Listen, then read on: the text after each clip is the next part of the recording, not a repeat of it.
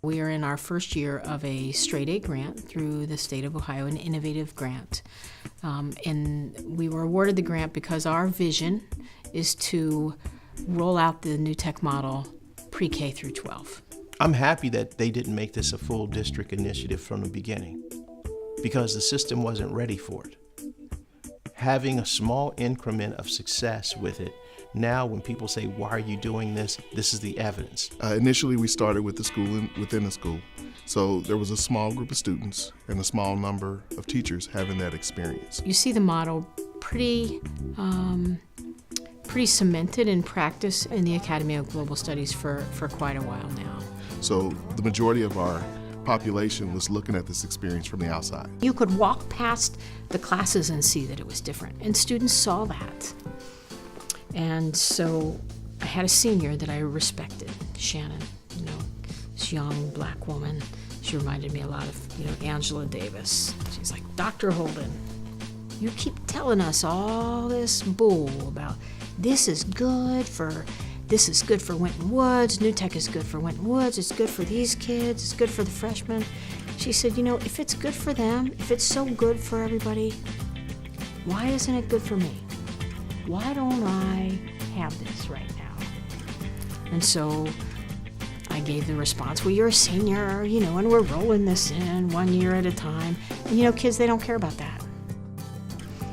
And so when we had the opportunity to pursue this grant, to open this model up to everyone, this is why, And the superintendent and I both feel the same way.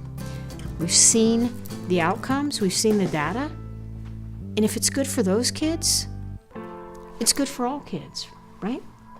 Most of the kids were not even prepared for that ninth grade experience because 7th and 8th grade didn't have it. So we felt like if the 7th and 8th grade kids get the first intro, they'll be stronger ninth graders.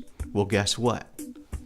If you try to launch it and you bring the 7th and 8th graders in, they won't be ready because they didn't have it in 5th and 6th. So then we said, all right, if the 5th and 6th graders get it, they'll be ready for 7th and 8th. 3rd and 4th graders won't be ready. So we knew that it was responsible on our part to make sure that the entire community was ready. So I'm going to calculate how long it takes to reach this meter of distance, how long it takes to reach that meter.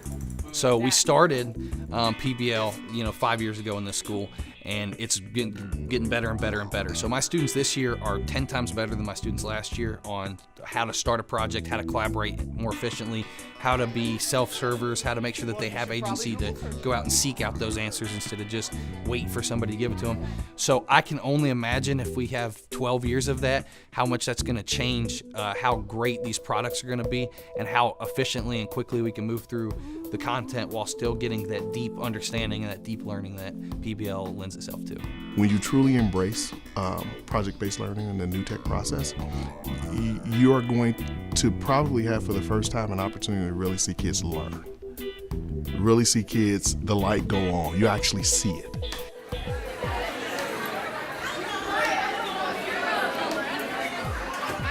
In 2003, the poverty index in this community was about 20%. Well, 2016, it's close to 80%. If you were to ask anybody in Cincinnati, they would say, oh, Winton Woods is that urban school. If by urban they mean poor, that's us. That's us, because we are about 80%, low 80% low SES as a district. Every building qualifies as a Title I building. The two most widely spoken languages in the district, aside from English, are Spanish and Nepali. People would not realize that. So we have about 26 languages spoken in the district. And so I think it's our charge as educators to really change the system so that we can support equity and access and opportunity for all students. I think deeper learning and project-based learning is good for all students. But for students in poverty, students who don't have opportunity, I think it's the only way. Imagine if we're growing those kids with the fidelity that we're talking about. They can come from anywhere. We will never have an enrollment issue, ever. ever. Imagine that entire class of preschoolers are now 7th graders. They all want to present. They all have their hands up. They know how to launch a project. They know about agency. They know about trust, respect, and responsibility. I think this kid is going to be articulate.